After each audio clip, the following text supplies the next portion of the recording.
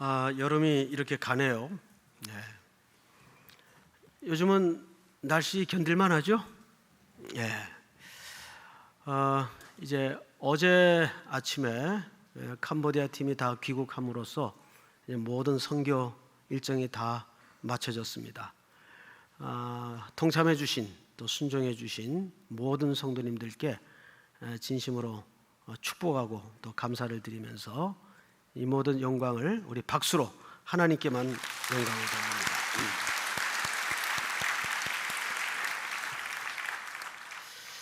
돌립니다. 오늘은 말라기 두 번째 시간입니다. 어느 시대든 그 시대의 타락은 문제는 예배였습니다. 항상 예배의 무기력과 예배의 생명력을 잃은 타락으로부터 시대의 타락은 찾아왔습니다. 구약 성경에 보면 요시야라는 아주 훌륭한 왕이 있었어요. 이분은 일찍 어린 나이에 아버지 뒤를 이어서 왕이 됩니다. 그런데 아버지의 유지를 잘 받들어서 아주 선한 정치를 펼쳤습니다. 우상을 척결하고 또 하나님을 공경하는 일에 앞장을 섰죠. 늘 마음에 거리끼던 일이 하나 있었는데 그것이 뭐냐면 하나님의 성전이 퇴락한 일이었어요.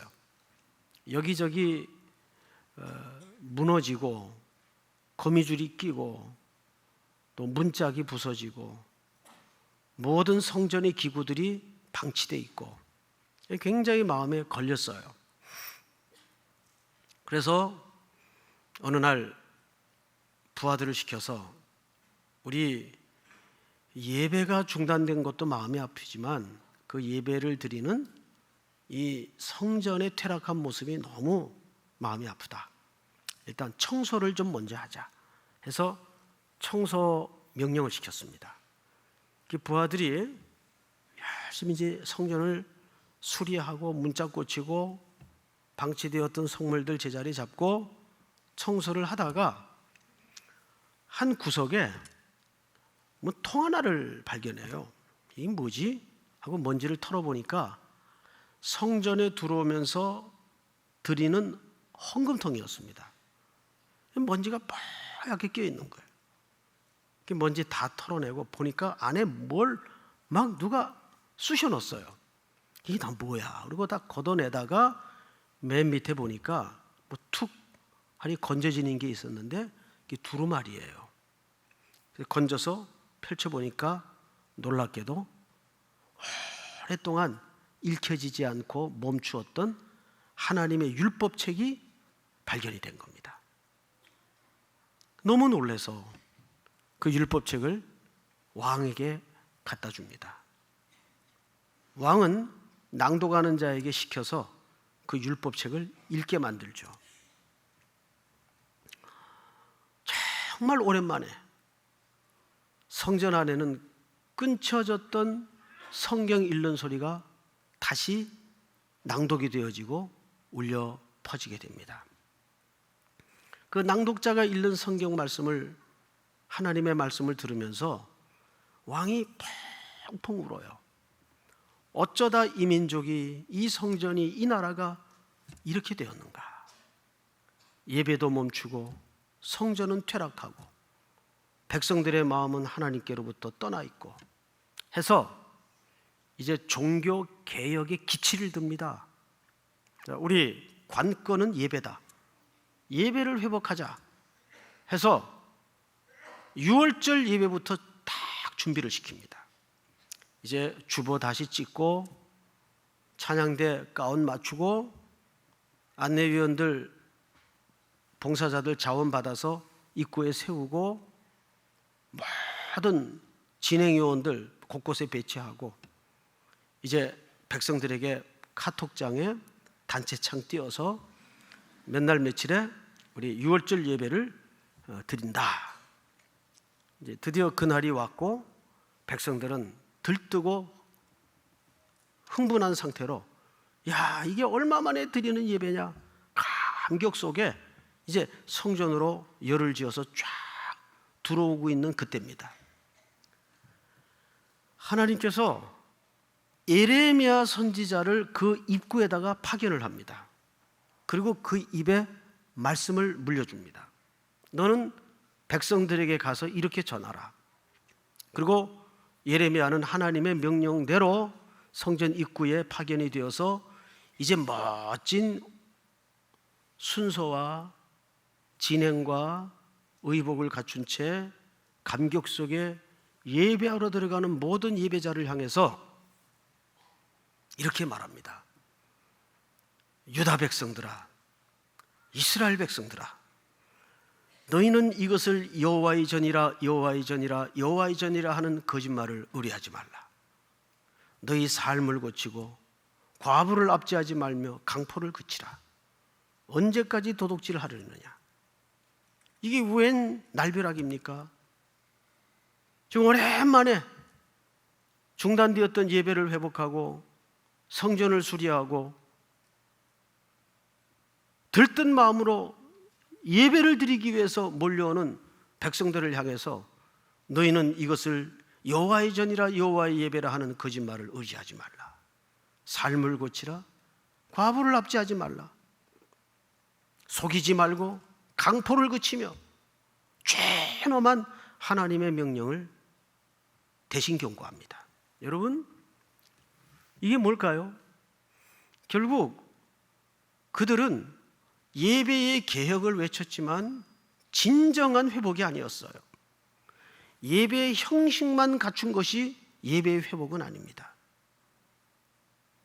여전히 그들의 삶은 사기와 도둑질과 가난한 자를 압제하고 강한 자가 약한 자를 집어삼키고 하는 패역한 삶을 그대로 둔 채 그들은 종교의 형태만 더 심화시키고 강화했을 뿐입니다.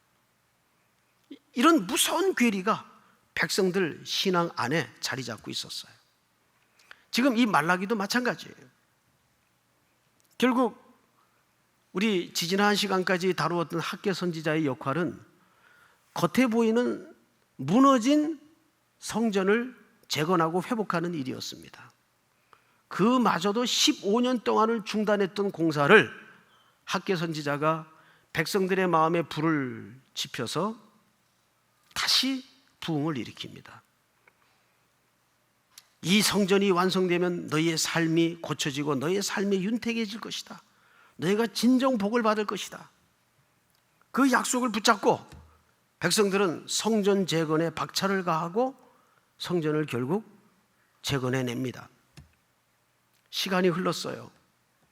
여전히 그 안에서는 이제 예배가 드려지기 시작합니다. 근데 점점점 시간이 흐를수록 백성들의 기대와는 무언가 핀트가 안 맞는다는 감을 잡게 되었습니다. 아니, 우리가 이렇게 예배당 건축하고 하나님 앞에 나와서 예배를 드리는데 달라진 게 뭐 있어? 달라진 게 아무것도 없잖아. 점점 낙심이 오기 시작했어요. 일부 백성들 가운데는 하나님의 존재 자체에 대해서 의심하는 발언을 서슴없이 쏟아내기 시작했습니다. 하나님이 계시긴 계신 거야? 여러분, 이것이 시간이 흐르고 길어지자 예배의 무기력증과 예배 타락으로 현상이 나타나기 시작합니다. 안 갈 수는 없고 오늘도 예배가 되어서 가긴 가야 되는데 제일 먼저 나타났던 현상이 드리는 제물이 아까워지기 시작한 겁니다. 이게 예배의 타락의 시작이에요. 그래서 점점 예물을 끊기 시작합니다. 그러자 어떤 일이 벌어졌는가 하면 자막을 한번 보세요.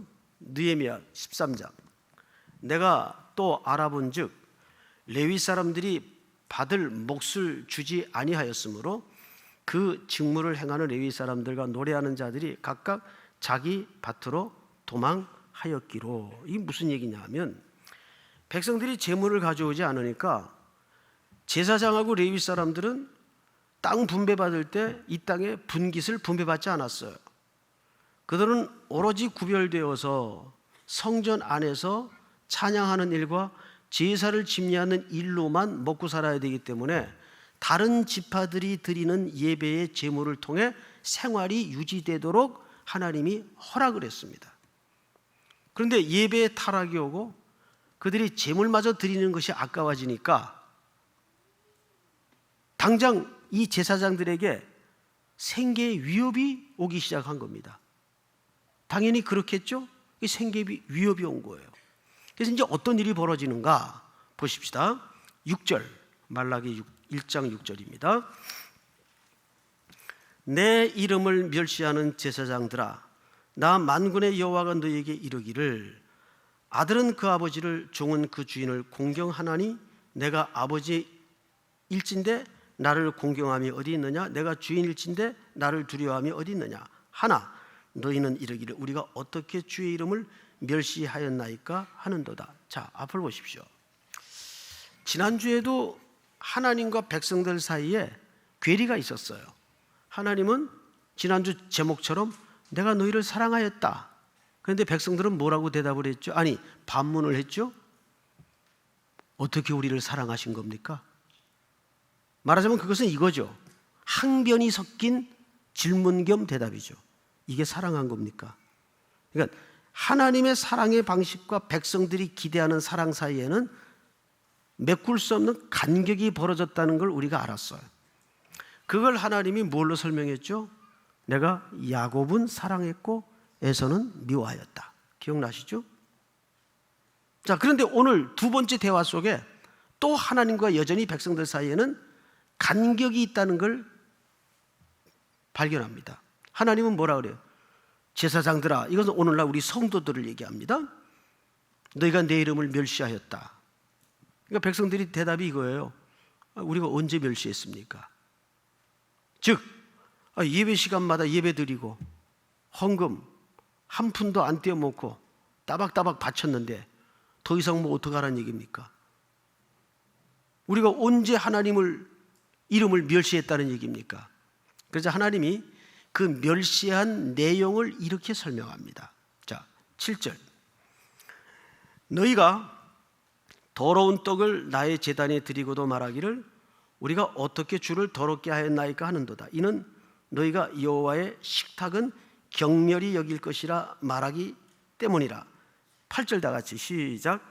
만군의 여호와가 이르노라. 너희가 눈먼 희생 제물을 바치는 것이 어찌 악하지 아니하며 저는 것 병든 것을 드리는 것이 어찌 악하지 아니하냐. 이제 그것을 너희 총독에게 드려보라. 그가 너를 기뻐하겠으며 너를 받아주겠느냐. 네. 자, 하나님이 너희가 내 이름을 멸시하는구나. 아니, 우리가 언제 멸시했습니까?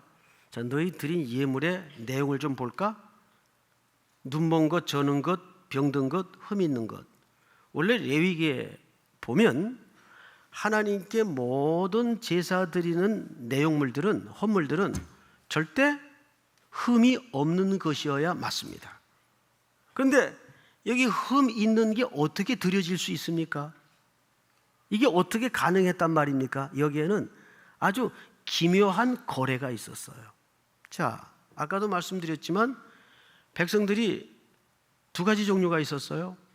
아예 헌물을 안 갖고 오는 사람들이 있고, 두 번째는 갖고 오는데 아까우니까 집안에서 짐승들 중에 또는 곡물들 중에 그냥 버려도 될 거, 버려도 아깝지 않은 거 중에 고른 거예요.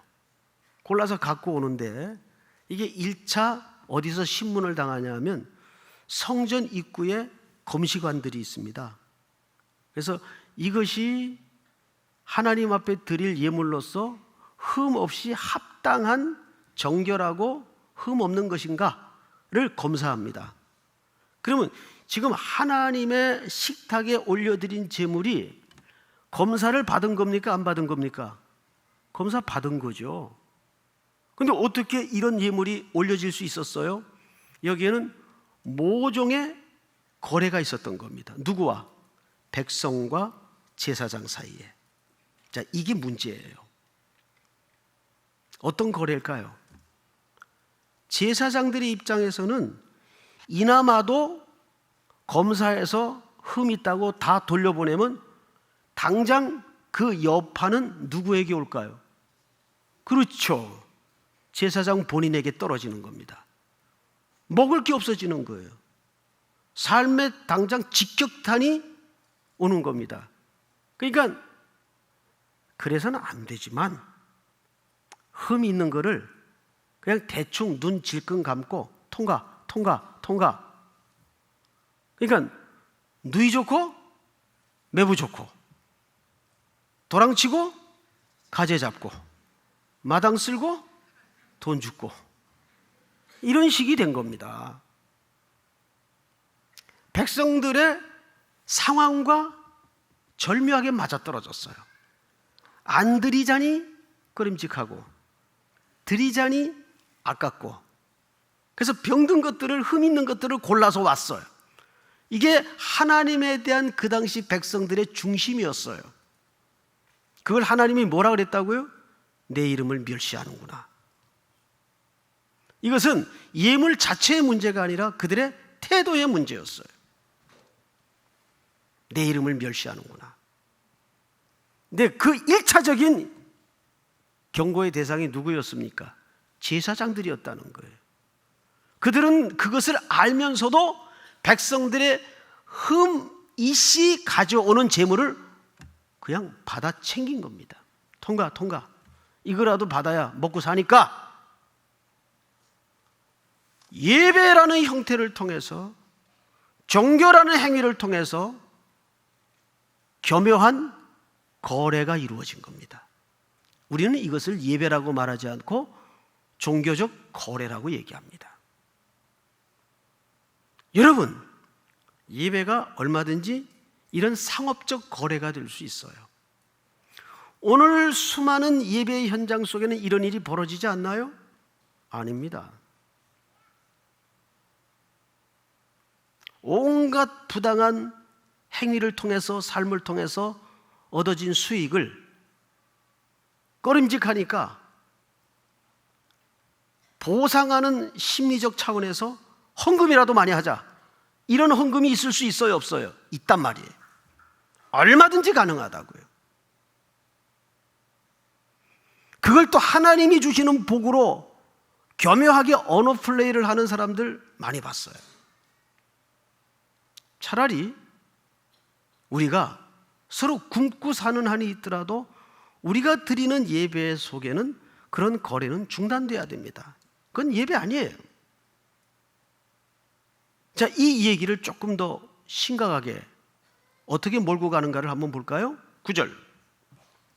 만군의 여호와가 이르노라, 너희는 나 하나님께 은혜를 구하면서 우리를 불쌍히 여기소서 하여 보라. 너희가 이같이 행하였으니 내가 너희 중 하나인들 받겠느냐.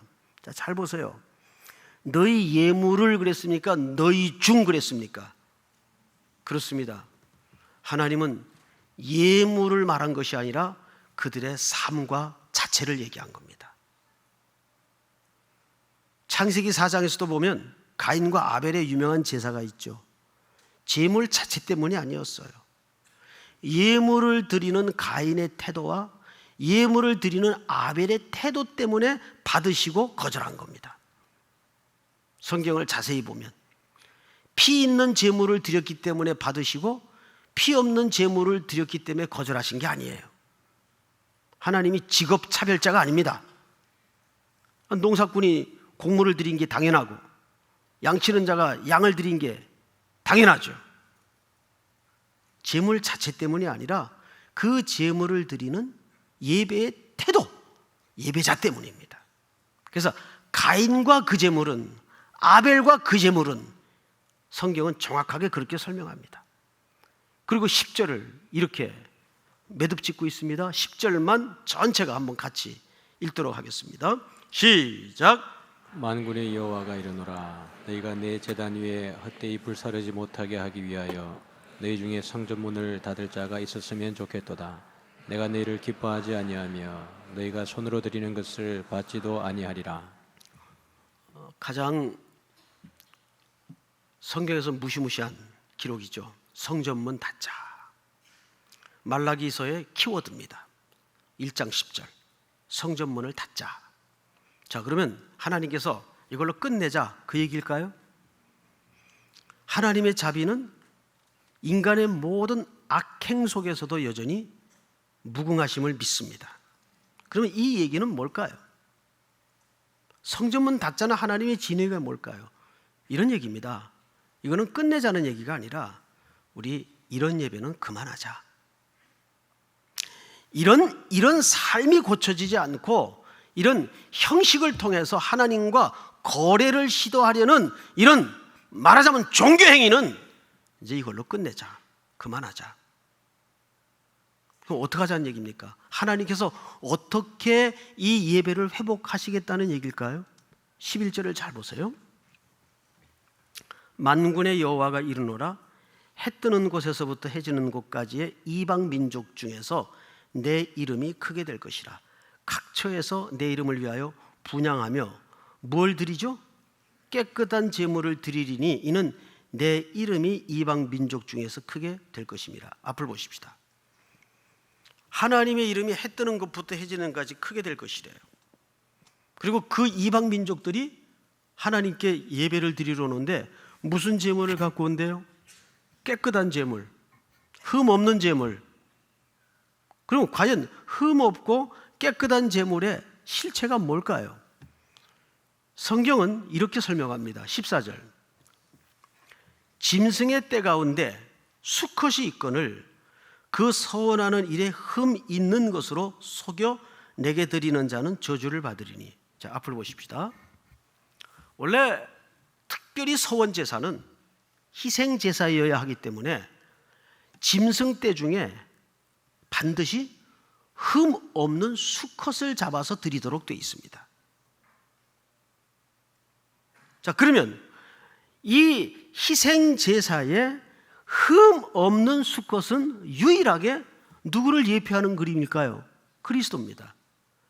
그분이 결국은 이 땅에 그렇게 짐승의 모습, 즉 인간의 모습으로 오셔서 흠 없는 어린 양으로 십자가 제단에 희생 제물이 되어 드려지셨습니다. 그러니까 오늘 말라기 선지자가 결국 선포하고자 하는 참된 경배는 이제 이런 매년 드리는 이런 형식적이고 이런 상거래와 같은 예배는 그만두자. 이제 이런 예배는 문 닫자. 그래서 결국 이 성전문이 닫힙니다. 닫혀요. 예수님께서도 바리새인들을 향해서 뭐라 그랬어요? 이 성전을 헐라. 그러니까 야, 이 사람아, 이게 지은 연수가 46년 동안 지은 건데 내가 어떻게 사흘 만에 일으키겠느냐.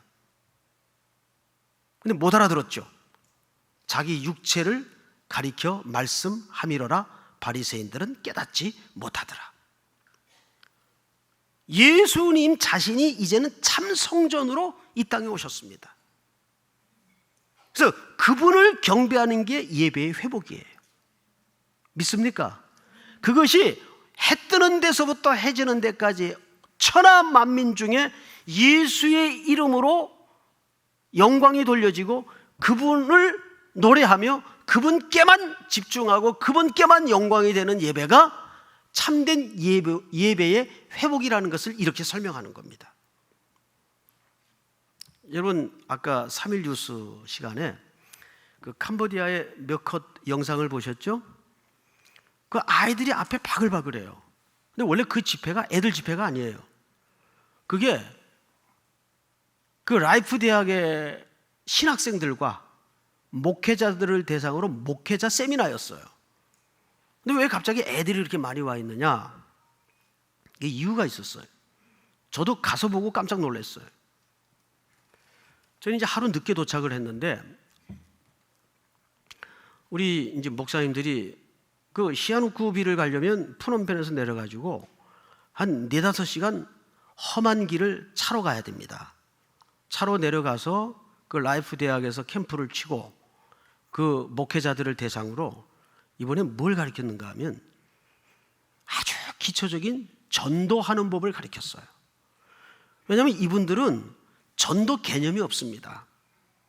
이 전체 불교 국가이기 때문에 이렇게 전도를 하는 개념 자체가 없어요.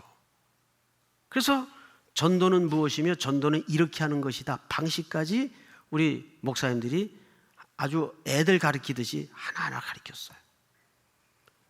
그리고 그들이 처음으로 나가서 자기 백성들에게 자기 말로 배운 대로 한번 실습 겸 전도를 해본 겁니다. 특별히 아이들에게. 그런데 목회자 세미나 하는 그날 저녁에 애들이 수백 명이 온 거예요. 앞에. 그래서 제가 집회를 하려고 가서 이렇게 앞에 보니까는 아니 목회자가 있는 게 아니라 애들이 앞에 바글바글해요. 난장판이에요. 이 아이들은 복음을 한 번도 들어보지 못한 아이들입니다. 그런데 아까 무슨 노래를 따라 부르죠? God is so good. 할렐루야. 그 뒤에 후렴 따라하는 거 들어보셨어요? 여러분, 그래서 제가 딱 앞에 서니까는 깜깜해요. 이걸 애들을 맞춰야 될지 저 목회자들을 맞춰야 될지 그래서 할 수 없어서 앞에 15분은 아이들한테 하고 그 다음에 뒤에 15분은 어른들한테 하고 통역까지 한 1시간을 했을 거예요. 그런데 맨 앞줄에 몇 명이 이 강대상에다 턱을 괴고 이렇게 찬양을 따라 부르는데 애들이 뭘 알까요? 근데 눈시울이 뜨끈해지면서 눈이 빨개지면서 할렐루야 God is so good 이걸 따라하는 거예요. 그 시설은 엉망이에요. 의자 하나 오른 게 없고 날벌레들 달려들죠. 스피커가 얼마나 꽝꽝 때리는지 막 귀청이 찢어질 것 같아요. 게다가 이 처음 오는 애들이니까 그냥 신기하기만 한 거예요. 둘이 막 붙어 싸우는 녀석들이 없나? 눕기를 하지 않나? 그런데 이 아이들이 예수님의 이름을 높이고 예수님을 노래하는데 저는 거기서 예배의 원형을 봤어요. 세련미도 없고 뭐 고상한 메시지도 없지만 그들이 한 주 한 하나님을 나의 구주, 나의 예수님을 나의 구주로 같이 고백하고 노래하고 그 찬양을 따라하는 걸 보면서 예배의 원형을 봤어요. 여러분, 결국 참된 예배의 회복은 이 땅의 예배도 마찬가지지만 예수 그리스도만 집중하고 예수 그리스도만 영광을 돌리며 예수 그리스도만 찬양을 받으시는 그 예배를 얘기합니다. 오늘날 이 땅의 예배는 너무 세련돼 있어요. 뭐 각색의 디자인에 오만 장치를 얹어서 정말 예배의 중심인 그리스도께 집중하는 시간보다는 사람의 마음을 위로하고 고상한 언어를 섞어서 세련된 예배를 추구하는 이상한 현상에 우리가 얹어지고 말았어요. 세련되지 못하지만 현장은 엉망이지만 그 불교에 쩌들어서 우상에 쩌들어서 암흑에 있던 그 어린아이들이 그 캄보디아 백성들이 예수 그리스도를 구주로 한 입으로 노래하는 모습을 보면 거기에서 우리는 주님의 영광을 받으시고 예배의 원형을 보는 거죠. 우리 속에 그런 예배를 감격 속에 드렸던 적이 언제인가를 한번 돌아보십시다. 사랑하는 성도 여러분, 오늘 이 말씀은 무엇이 참된 예배의 회복인가? 그것은 그리스도께 집중하는 겁니다. 그리스도만 높아지는 겁니다. 그분만 찬양을 받으시는 예배입니다. 믿습니까?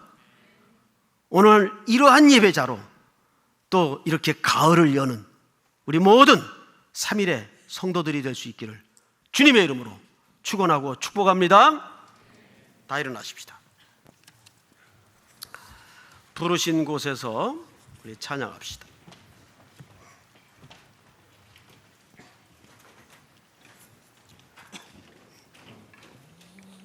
따스한 성령님,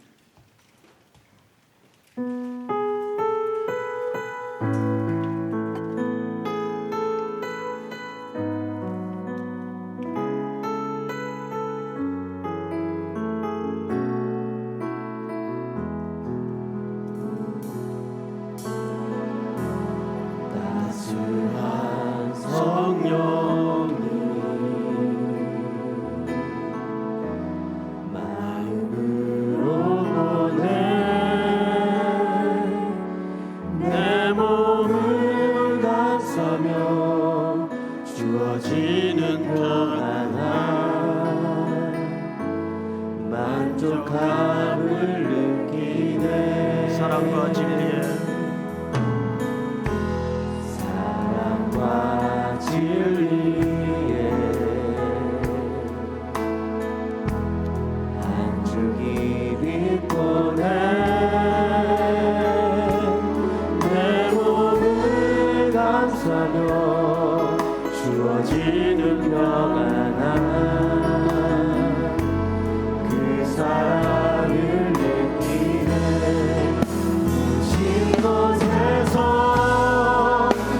예배하네. 어떤 상황에도 나는 예배하네. 신 곳에서 예배하네. 어떤 상황에도 나는 예배하네. 내가 걸어갈 때 길이 되고 내가 걸어갈 때 길이 되고 살아갈 때 삶이 되는 곳에서 예배하네. 내가 걸어갈 때 길이 되고 살아갈 때 삶이 되는 그곳에서 예배하네. 신 곳에서 예배하네. 어떤 상황에도 나는 예배하네. 신 곳에서 예배하네. 어떤 상황에도 나는 예배하네. 우리 서신처럼 한번 기도합시다. 먼저 오늘 주신 말씀을 기억하면서 예배의 회복은 우리의 진심도 우리의 정성도 아닙니다. 우리는 연약하지만 허물이 많지만 또 넘어질 수밖에 없지만 그리스도께 영광을 돌리고 그리스도께 집중하는 일입니다. 그분만 찬양을 받으시는 일입니다. 믿습니까? 다시 한번 그런 예배가 내 인생 속에 예배의 첫사랑 회복되게 하여 주시옵소서. 또 해 뜨는 곳에서부터 해 지는 곳까지 우리 그리스도의 이름이 높임을 받도록 도와주시옵소서. 이 증언의 사역이 우리 삼일교회를 통해서 예수님 다시 오시는 그날까지 선포되게 하여 주시옵소서. 우리 주여 부른 다음에 기도합니다. 주여.